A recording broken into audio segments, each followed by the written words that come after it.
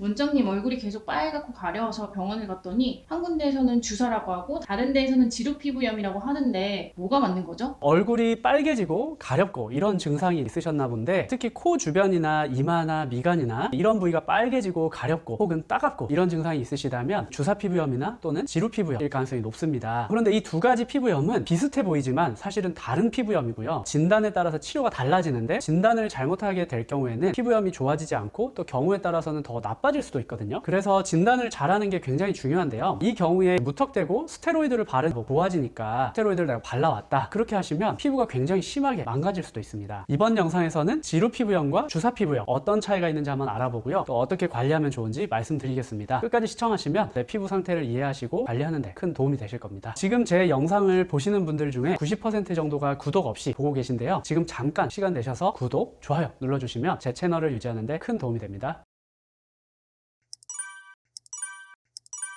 안녕하세요. 당신의 피부에 광이 나는 그날까지 피부과 전문의 닥터 피부광입니다. 먼저 지루 피부염이 어떤 건지 한번 알아볼게요. 지루 피부염 할 때, 지루는 이 지자가 지방 할 때 그 지자거든요. 기름 이런 뜻이 있고, 루는 좀 샌다, 넘친다 이런 뜻이 있어요. 그러니까 기름이 넘친다 이런 뜻이 있는 거죠. 지루 부위라고 하는 게 있는데, 기름 분비, 피지 분비가 많은 부위라고 이해를 하시면 됩니다. 그래서 보통 지루 부위라고 하면 두피, 그리고 이마, 미간, 코 주변, 귀 주변이나 또 가슴 주변, 이렇게 피지 분비가 많은 부위를 지칭을 하는데요. 이런 지루 부위에 생기는 피부염이다 라고 해서 지루 피부염 이렇게 표현을 하고요. 그런데 왜 이런 지루 부위에 피부염이 생기느냐, 아직 정확한 원인이 밝혀지진 않았지만 피지 분비가 많아지고 그 부위들에서 말라세지아라고 하는 어떤 종류의 곰팡이가 많아져요. 그리고 또 우리 몸에서 반응하는 그 면역 반응에 이상도 있고, 스트레스를 받았을 때 이 지루 피부염이 심해지더라, 이런 관련성도 알고 있거든요. 그래서 이런 것들이 원인이지 않을까라고 제시는 되고 있는데, 정확한 건 아직 밝혀져 있지 않습니다. 그래서 지루 피부염이 있는 분들은 아까 말씀드린 그 지루 부위, 두피, 이마, 미간, 코 주변, 귀 주변, 가슴, 이런 지루 부위에 피지 분비가 많으니까 좀 번들거리고 기름지겠죠. 그러면서 피부염이 있으니까 그 자리 피부가 빨개지고 또 각질이 생기는 그런 피부염입니다. 증상이 있는 경우에는 그 자리가 가렵거나 또 따끔거리거나 이런 증상을 겪기도 하고요. 또 심해지는 경우에는 그 자리 피부가 굉장히 두꺼워지면서 하얀색 혹은 노란색 두꺼운 각질들도 동반이 되기도 합니다. 그래서 얼굴이 빨갛고 가렵고 따끔거리고 이런 지루 피부염이나 주사 피부염을 의심할 만한 증상이 있는데, 내가 아침에 세안을 했는데도 금방 말씀드린 이런 지루 부위에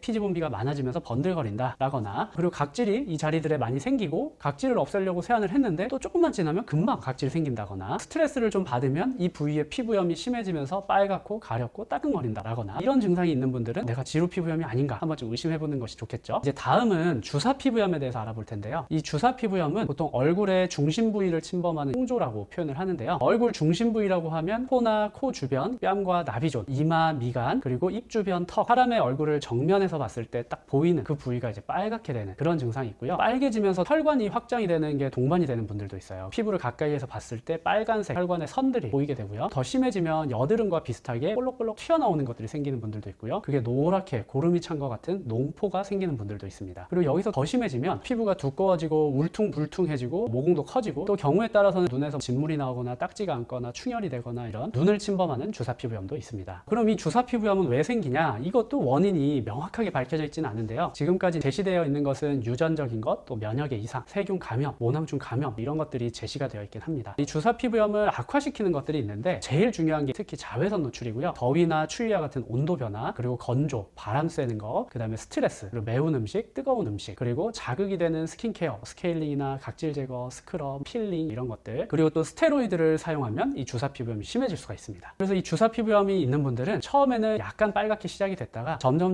빨간 게 심해지고, 혈관 확장이 심해지고, 튀어나오는 것도 심해지고, 울퉁불퉁하고 모공이 커지는 이런 것도 심해지고, 이렇게 서서히 조금씩 심해지는 양상을 보통 보이게 됩니다. 주사 피부염이 있는 분들은 아까 제가 아쿠아인자들 말씀드렸는데요. 이런 아쿠아인자에 노출되면 피부가 쉽게 빨개지고 빨간 게 오래 유지되는 경향이 있고요. 특히 더운 데 가거나 매운 음식 먹거나 그러면 확 빨개지고 그게 좀 오래 간다거나, 코나 뺨의 안쪽이나 이마, 그리고 입 주변 이런 부위가 빨갛고 오래 지속되는 그런 경향이 있고, 또 볼록볼록 튀어나오는 이런 것들이 생기는 경향이 있습니다. 그래서 이런 것들이 있는 분들은 내가 주사 피부염이 아닌가 이렇게 한번 의심해 보는 게 좋겠죠. 제가 앞서 지루 피부염은 어떤 양상인지, 주사 피부염은 어떤 양상인지 설명을 해드렸는데요. 지루 피부염과 주사 피부염이 이렇게 약간 차이가 있습니다. 그런데 이 영상을 보시는 시청자분들이 스스로 진단을 하려고 했을 때 물론 진단을 잘 하실 수도 있지만 진단을 정확하게 하기가 좀 어려운 경우가 많거든요. 경우에 따라서는 전문의가 아닌 일반 의사분들도 진단을 잘못하는 경우가 굉장히 많아요. 특히 저희 병원에 이 주사 피부염이나 얼굴이 빨갛고 민감한 분들이 많이 오시는데 비전문의 병원에 갔다가 지루 피부염으로 진단을 받고 스테로이드 치료를 받았다. 잠깐 좋아지는 것 같더니 다시 금방 또 나빠지고 그걸 지금 계속 반복하고 점점 나빠진다. 이렇게 얘기하면서 오시는 분들이 굉장히 많습니다. 그래서 이렇게 얼굴이 좀 빨갛고 가렵고 따갑고 이런 증상이 있으실 경우에는 가까운 피부과 전문의를 찾으셔서 정확하게 진단을 받고 그 진단에 맞게 치료를 받는 것이 좋겠습니다. 그러면 치료를 어떻게 하느냐? 먼저 지루 피부염은 아까 제가 피지 분비가 많고 또 말라세지아라는 곰팡이가 증가되어 있고 면역에 이상이 있고 또 스트레스가 많아지면 심해질 수 있다 이렇게 말씀드렸잖아요. 그래서 우선 치료를 할 때 항진균제라는 걸 쓰는데요. 이 진균이 바로 곰팡이입니다. 그래서 곰팡이를 치료할 때 쓰는 약을 쓰게 돼요. 그래서 얼굴이나 지루 피부염이 있는 부위에 항진균제 바르는 약을 쓰기도 하고요. 그리고 두피에 지루 피부염이 있는 분들은 두피가 빨개지고 각질이 일어나고 그리고 비듬이 많아지기도 하고 또 가려운 증상이 심하기도 하는데 이런 경우에 니조랄이나 또 항진균 효과가 있는 샴푸를 사용하면 도움이 됩니다. 그런데 특히 두피에 지루 피부염이 심하게 생기는 분들이 있거든요. 그런 경우에 최악의 경우에는 탈모도 진행이 될 수가 있습니다. 그래서 두피에 지루 피부염이 있는 분들은 이게 탈모까지 진행이 될 수 있기 때문에 꼭 정확하게 진단을 받고 치료를 받는 것이 좋겠습니다. 그리고 지루 피부염의 또 다른 치료 방법은 항염증 치료인데요. 피부염이니까 염증을 억제하는 치료를 하면 도움이 되겠죠. 그런데 항염증 치료를 할 때 보통 가장 일반적으로 사용하고 또 효과가 좋은 게 바로 스테로이드입니다. 그래서 지루 피부염 치료를 할 때 바르는 스테로이드나 먹는 스테로이드를 사용하면 효과가 좋기 때문에 심한 경우에 스테로이드를 쓰기도 합니다. 그런데 제 영상을 많이 보신 분들은 아시겠지만 스테로이드란 게 쓰다 보면 점점 피부도 얇아지고 혈관도 확장되고 또 주사 피부염을 유발할 수가 있거든요. 그러니까 절대 남용하시는 건 안 좋습니다. 그리고 항염증 치료의 또 한 가지는 칼신유린 억제제라고 하는 게 있습니다. 좀 더 익숙한 제품 이름으로는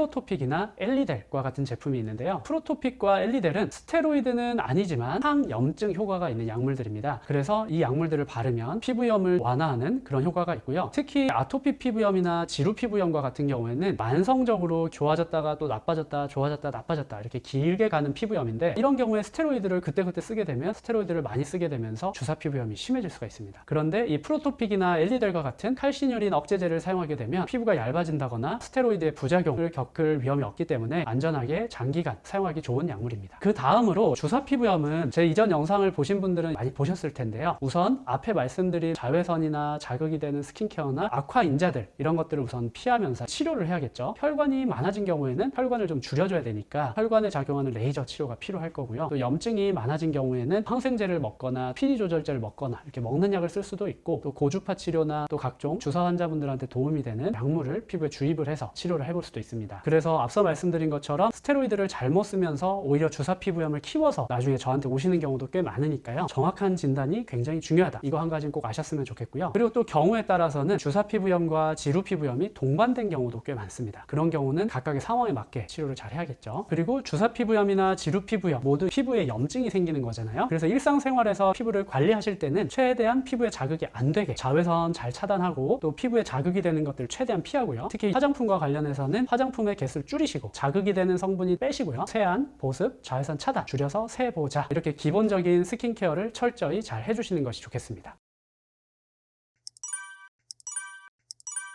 이번 영상에서는 지루 피부염과 주사 피부염에 대해서 알아봤고요. 차이점과 각각 치료를 어떻게 하는지 말씀을 드렸습니다. 그리고 진단을 잘못 받게 되면 피부가 나빠질 수도 있으니까 정확한 진단이 중요하다. 요거 한 가지는 꼭 기억하시면 좋겠고요. 이번 영상 관련해서 또 궁금한 점이 있는 분들은 댓글 달아주시면 제가 답글을 못 남길 때도 있지만 최대한 다 읽어보고 참고해서 다음 영상을 또 제작해서 만나 뵙도록 하겠습니다. 지금까지 당신의 피부에 광이 나는 그날까지 피부과 전문의 닥터 피부광이었습니다. 이번 영상이 도움이 되셨다면 구독, 좋아요, 알림 설정 부탁드립니다.